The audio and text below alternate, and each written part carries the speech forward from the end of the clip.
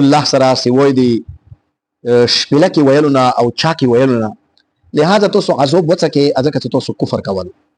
ان الذين كفروا ينفقون اموالهم ليصدوا عن سبيل الله، بشک هغه خالق څخه کافرون دي هغه خپل مالونه خرج کوي دی مقصد لپاره ته دی الله لیانه د خالق مانی کی. فسينفقونها ثم تكون عليهم حسرة ثم يغلبون، اوس خو هغه خرج کی بیا به انداغه خرچي په دوی باندې باعث افسوس وي دوی لپاره، بیا به دوی مغلوب شي. والذین کفروا الى جهنم يحشرون، او هغه خالق څخه کافرون دي هغه به جهنم طرف ته جمع کیږي. اردو کې ترجمه کوم. وما كان صلاتهم عند البيت الا مكاء وتصديا فذوقوا العذاب بما كنتم تكفرون، اور ان کی نماز بیت اللہ کے پاس نہیں ہے سوائے سیٹیاں بجانے اور تالیاں بجانے کے، سو تم عذاب چکھو کیونکہ تم کفر کرتے تھے. ان الذين كفروا ينفقون اموالهم ليصدوا عن سبيل الله، بے شک جو لوگ کافر ہیں وہ اپنے اموال خرچ کرتے ہیں تاکہ اللہ کی راہ سے لوگوں کو روکیں. فسينفقونها ثم تكون عليهم حسرة ثم يغلبون، ابھی تو وہ خرچ کر لیں گے پھر یہ خرچ کرنا ان کے لیے باعث افسوس اور حسرت ہوگا، پھر وہ مغلوب ہو جائیں گے. والذین کفروا الی جہنم یحشرون، جو لوگ کافر ہیں وہ جہنم کی طرف جمع کیے جائیں گے. وما كان صلاتهم عند البيت الا مكاء وتصديا، اللہ رب العزت فرمایي چې دغه کافرونو المنځ کوم دا اغا سوی د دینات اغا شپلکی وای چاکی وای بل څه دا. چنانچه ایدی مفسرین دی مطلب دا بیان کړه دا په تفسیر کبیر کی علامہ فخر الدین رازی رحمۃ اللہ علیہ فرمایي چې ابن عباس رضی اللہ تعالی عنہ فرمایي چې دغه کافرون به کوم دا کنه دغه به کله طواف کولو نو یو خبي بربند طواف کولو لغار طواف کولو جامع بنا چولی یلو وی چیرا ودا کو جمعو کی مو گناهون یا کو او مو معاصی کو او باندې جمعو کی مو دی الله دربار ته حاضری کو بیا طواف کو دا خو ډیره باد خبره ده، لہذا مو جامع نه چو نو طواف به نه کو جامع به نه چولی او طواف به کولو او زناناو به کوم دا کنه هغه طواف د شپې کولو او با بربند کولو هغه به شپې کولو سړی به ورېځه کولو دا هغه ځونونه رجوړه کړی وا او یلو دا الله اندسه حکم تر کړه دا اندسه وکایي. دویان بدا کولو چې هغه به کله طواف کولو نه دی طواف په دورون کې به کوم دا کنه شپله کې والی او چا کې بیا والی. نو علامہ فخر الدین رازی رحمۃ اللہ علیہ فرمایي چې دین د معلومیږي چې کني هغه به بطور عبادت دا کور کولو د چا کې او د شپلک به والو دا دی هغه د عبادت ایوا طریقه وا، لہذا هغه به دي کې ثواب غنلو چې دای ثواب کور دا. او یو قول کوم دا کنه دا امام رازی صاحب دی مجاہد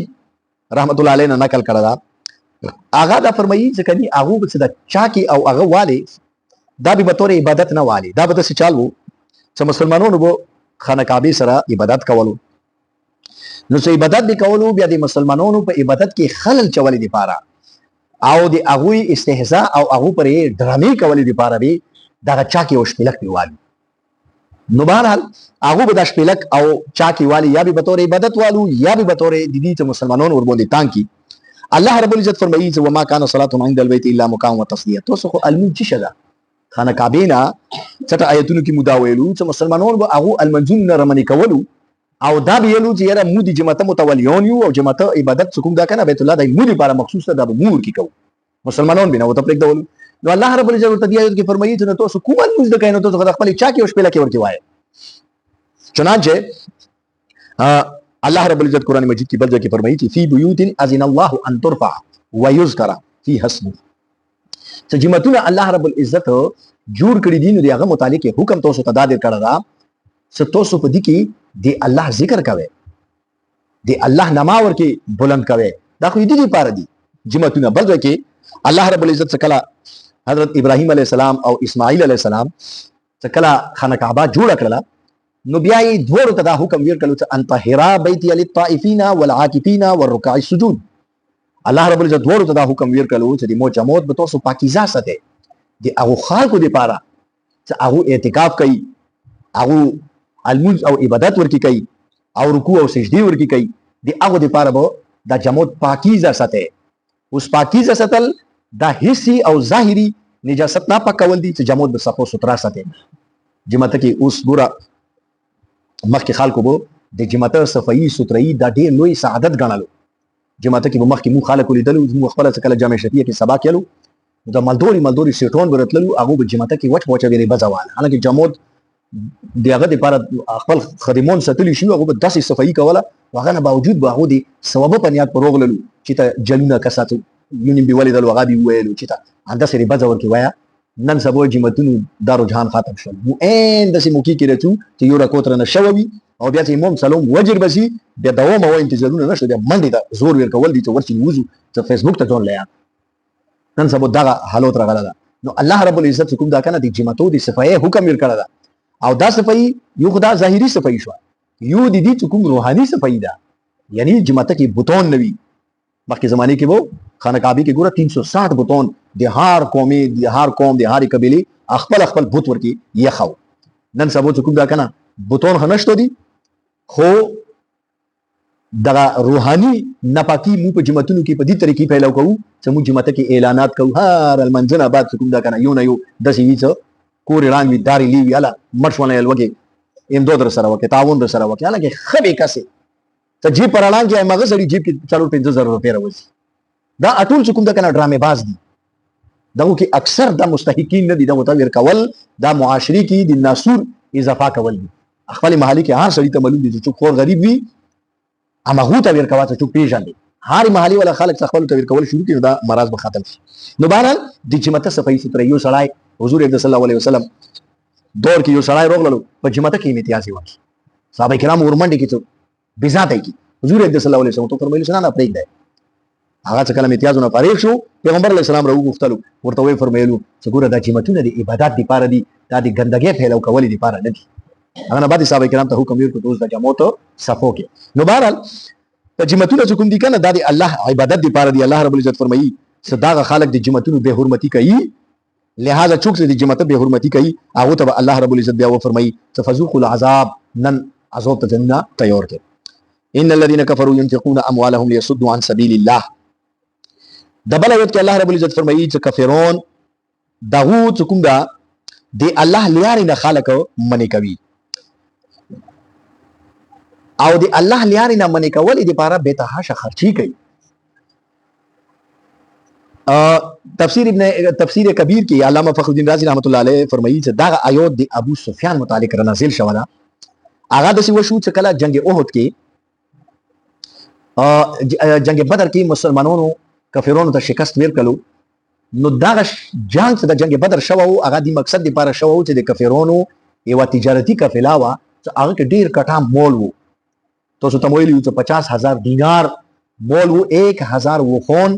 دا د سمنن ډاک ملک شام نه روان نو هغه کې د اټوري مکی ولا خلکو مال او اسباب ورکیو نو چې کله جنگ بدر کې دغه ته شکست ملو شنو هر کور ته یو مړا یو زخمی یو قیدی چې کوم دا کنه هغه تقریبا دا دکھ ته ملوش نو هغه ډېر سخت غوسه شو هغه دا ویلو چې یاره داسې چال کوو چې دغه پیسې چې کوم دا کنه دا کې ګدو دې منې مسلمانانو نه مو بدال خلي ځنه علما کرام فرمایي چې داسې ورکې وشو چې ځنه ډېر داسې غریبان غنیو نو هغه چې کوم دا ابو سفیان ته سوال وکړو چې یاره د تجارتي قافلې کې کوم مول اسباب دا دینه مو ته لږ تعاون در سره وکړه موږ کوم د مسلمانانو خلاف دغه نه بدل خستل دی پر موتی رائے ورباندې کوو بهرحال دا هغه ته تیار شولو نو علامه فخر الدین رازی رحمت الله علیه فرمایي چې کني ابو سفیان کوم دا کنه هغه 2000 حبشیون د تور کوم دی دای په کرای جنگ احد دی پر راوستل او دغه ته کوم دا کنه 40 اوکیا سونا دای ورته په ایواز کې ویر کړه نو 40 اوکیا ته مو څه کله کیلکولیټر کې حساب لګولو نو هغه تقریبا د نن زماني 27 کروڑ روپے جوړې دي دا 27 کروڑ روپے دا هغه ته ومنلې حبشیون ته 2000 حبشیون دي مو ته حساب وکړلو ایو سړی په سار کوم دا کنه 1,34,000 روپے دارت للې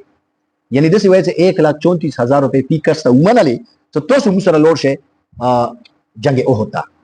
دا د عربو کوم خپل لخکار و دی هغه نه علاوه دا 2000 صرف کوم دا کنه په کرای مسلمانانو لپاره نیولې اوس الله رب العزت دی آیت کې ورته فرمایي چې اوس خو تاسو دا خرچې کوي د دین رکاوټ دی لپاره دین د خلق منی کول دی لپاره اوس هغه په دنیا کې دا څومره مغربي تنظیمونه دي هغه د اسلام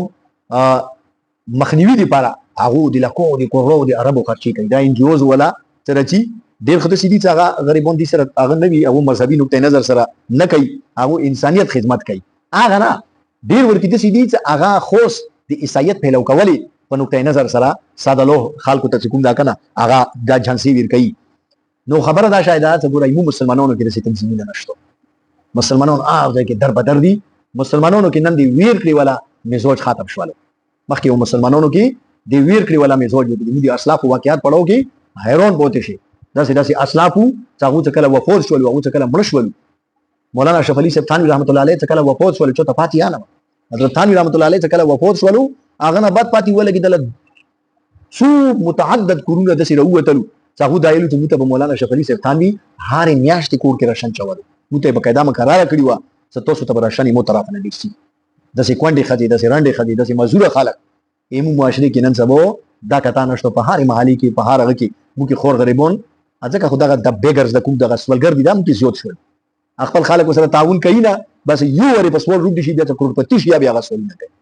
نو بهر الله رب العزت فرمایي ستاسو د دین رکاوټ دی لپاره دوره خرچي کوي ثم تكون عليهم حسرة ثم يغلبون تاسو باندې به ایوا وريزه د سیرتي دا به تاسو لپاره افسوس سبب جوړیږي او تاسو به کوم دا کنه ثم يغلبون مغلوب کېږي. به اوس د دې کې مفسرین فرمایي چې کني دا جنگ اوهد نه مخکې دغه ته دا یل الله رب العزت کړی دي چې تاسو به مغلوب کیږئ. یعنی دغه ته اولا الله رب العزت فرمایلی چې داسې وریځه در باندې روانه ده چې تاسو به ډېرې خرچې وکړئ بیا به مسلمانانو ایلو تاسو دا مار خورئ. یعنی دا یو قسم پیشنګویي هغه ته وشوه دا د قرآن یوه معجزه ده چې یو کور شوه نه ده او الله رب العزت ورته اولا نه ده اګاهي وکړله چې تاسو به مغلوب کیږئ. والذین کفروا الی جهنم یحشرون. اوس دې ځای کې علامه فخر الدین رازی رحمت الله علیه یوه نکته دا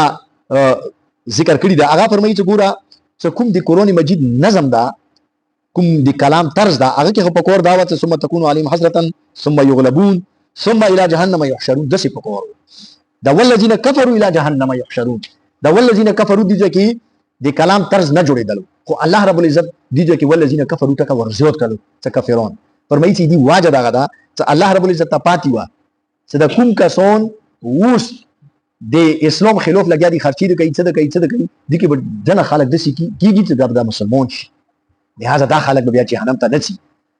جهنم ته هغه خلک چې کوم کافرون دي. الله دې موږ ته نیک توفیق نصیب کړي. والعاقبۃ للمتقین وصلی الله علی سیدنا محمد.